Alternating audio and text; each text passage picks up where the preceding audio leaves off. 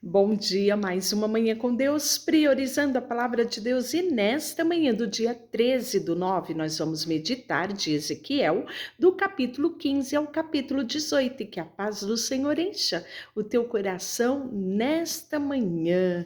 Capítulo 15, Jerusalém, uma videira inútil. É, isso mesmo, ele diz assim: recebi essa mensagem do Senhor, filho do homem. Como comparar uma videira com uma árvore? Acaso a madeira da videira é útil como a da árvore? Pode ser usada para fazer objeto como ganchos para pendurar vasilhas e panelas? Não, ela serve apenas como lenha e mesmo assim queima depressa demais. As videiras são inúteis tanto antes como depois de serem lançadas ao fogo. Assim diz o Senhor soberano: os habitantes de Jerusalém são como videira que crescem no meio das árvores do bosque, porque são inúteis. Eu os lancei no fogo para serem queimados, e se escaparem de um lado de um fogo, providenciarei outro para os consumir. Quando eu voltar contra eles, vocês saberão que eu sou o Senhor. Deixarei a terra desolada, pois o meu povo foi infiel a mim, e eu, Senhor soberano, os falei. Então, aqui, né, é um capítulo muito curto, porque normalmente os capítulos dos profetas maiores, né, são capítulos longos, e o capítulo 15, ele tem apenas 8 versículos, e fala simplesmente esta mensagem de que Israel é essa videira inútil que só serve para ser queimada. E aí ele vai falar também que Jerusalém é como uma esposa infiel. Olha só.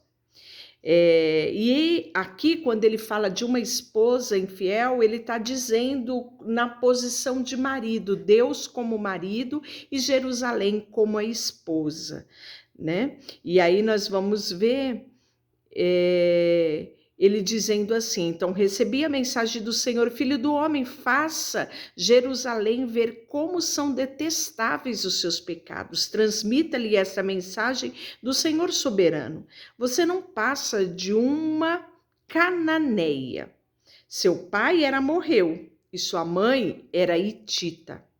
No dia em que você nasceu, ninguém cortou o seu cordão umbilical, nem lavou, nem esfregou com sal, nem o enrolou em panos. Ninguém teve compaixão, nem cuidou de você. No dia em que você nasceu, você foi rejeitada e abandonada num campo. Quando eu passei por lá e a vi indefesa, esperneando em seu sangue, e lhe disse: viva, eu a fiz devolver-se como uma planta no campo. Desenvolver como uma planta no campo. Você cresceu e se tornou uma linda joia. Seus seios formados, seus cabelos cresceu, mas você continuava nua. Quando passei por você outra vez, vi que tinha idade suficiente para amar, e eu a envolvi com o meu manto para cobrir a sua nudez e pronunciei votos de casamento. Fiz uma aliança com você, diz o Senhor soberano, e você se tornou minha. Então lavei você, limpei o sangue, passei óleo perfumado na sua pele, lhe dei roupas novas de linho fino, de seda com lindos bordados, sandálias feitas da mais excelente couro de cabra. Também lhe dei belas joias, pulseiras, colares, argolas, brincos e uma bela coroa para a sua cabeça. Assim você foi enfeitada com ouro e prata, e suas roupas eram feitas de linho fino e da seda que tinha lindos bordados. Você comia os alimentos mais seletos, farinha da melhor qualidade, mel e azeite, e se tornou a mais linda. Nunca parecia uma rainha, e o de fato era. Sua fama logo se espalhou por todo o mundo. Por causa da sua beleza, eu a vesti com meu esplendor e aperfeiçoei sua beleza, diz o Senhor soberano. No entanto, você pensou que era dona da sua fama e da sua beleza e se entregou como uma prostituta a todo homem que passava. Sua beleza estava à disposição a quem a pedisse. Usou os presentes lindos que lhe dei para fazer altares a ídolos e ali se prostituiu. Nunca se viu coisa dessas. Pegou joias, enfeites de ouro e prata que eu lhe dei e fez estátuas de homens e o adorou. Deste modo, cometeu adultério contra mim. Então, aqui nós vamos ver o profeta falando da lascívia, né? Essa propensão à luxúria, à sensualidade exagerada, né? A impureza, o grande prazer nessa conduta reprovável, né? E na vergonha, na depravação que essa noiva se tornou, né? Depois pegou seus filhos, suas filhas que havia gerado para mim e os sacrificou a deuses. Ele está falando do sacrifício a Moloque que foi praticado por Israel. Acaso não bastou você se prostituir? Também teve que matar seus filhos como sacrifício a ídolos. Em todo o seu pecado detestável e no seu adultério você não se lembrou daqueles dias, muito tempo atrás, em que estava nua e abandonada, e eu lhe resgatei, né? Então que aflição à espera, diz o Senhor soberano, além de todas as maldades, você construiu um lugar de adoração e ergueu altares a ídolos em todas as praças da cidade. Em cada esquina contaminou a beleza e ofereceu seu corpo a todos que passavam, aumentando ainda a sua prostituição. Por isso eu a feri com a minha mão, reduzi o seu território e o entreguei aos seus inimigos, os filisteus.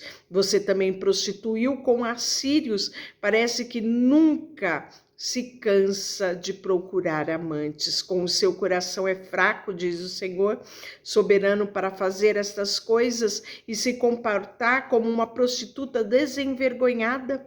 Foi por pior que uma prostituta, pois nem exigiu pagamento. Sim, você é uma esposa adúltera que acolhe estranho em vez do marido. E aí vem o julgamento, não é? Ainda no capítulo 16, portanto, prostituta, ouça esta mensagem do Senhor. Assim diz o Senhor soberano, visto que você derramou sua lascívia e se expôs à prostituição, e todos os seus habitantes adorou ídolos detestáveis, matou filhos como sacrifício aos deuses, olha o que eu farei. Reunirei todos os seus aliados, seus amantes, com os quais você teve prazer, com os quais você amou e também os odiou, e eu a deixarei nua diante deles para que todos vejam. Eu a castigarei por homicídio, adultério, na fúria dos seus ciúmes a cobrirei de sangue. Então entregarei esses muitos povos que são os seus amantes, e ele a destruirá. Derrubarão seus lugares e adorarão altares de ídolos. Levarão suas lindas joias e deixará completamente lua. Então ele está falando o quê? Que ele utilizaria esse mesmo povo que Jerusalém, que Israel se prostituiu adorando a outros deuses, esses mesmos seriam os seus inimigos, que estaria destruição sobre ela, né? E aí nós podemos ver que ele vai falar da irmã mais velha, quem era? Samaria, capital de Israel, não é? Que vivia com as filhas do norte, porque era o reino norte. Sua irmã mais nova era Sodoma, que vivia com as filhas do sul. Então, reino sul, né? Mas você apenas não só o imitou sua conduta e seus pecados detestáveis, em pouco tempo você superou a sua depravação. Um dia, porém, restaurarei Sodoma e Samaria, e você também, então você ficará verdadeiramente envergonhada de tudo que fez, pois seus pecados fazem suas irmãs se sentirem bem em comparação a você. Quando suas irmãs Sodoma e Samaria e todos os habitantes forem restaurados, você também será restaurado. Então nós podemos ver que Deus, ele traz a palavra de destruição, mas ele nunca deixa sem a palavra de esperança, né? Assim diz o Senhor: eu darei o que você merece, pois não levou a sério os seus votos solenes e quebrou a sua aliança. Contudo, me lembrarei da aliança que fiz com você em sua juventude e estabelecerei com você uma aliança permanente, né?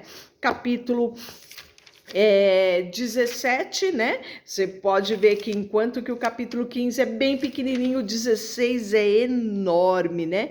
O capítulo 16 tem 63 versículos. E o 17 é a parábola das duas águias. Recebi esta mensagem, Filho do homem, apresente essas parábolas e conte a história do povo de Israel e transmita-lhe a seguinte mensagem do Senhor soberano.